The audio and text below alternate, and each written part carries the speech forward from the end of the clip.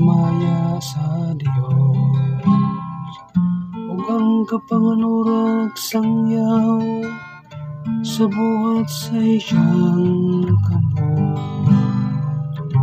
Ang matag adlaw nag-asoy nini ngadto sa sunod adlaw, ug ang matag gabi ngadto sa sunod gabi.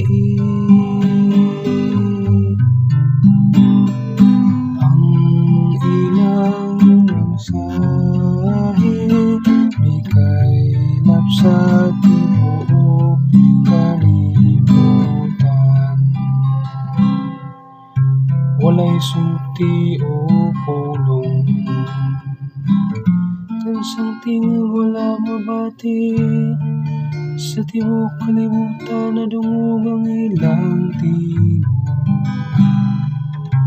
ug ngadto sa kinatubyan sa kayutaan ang ilang mensahe.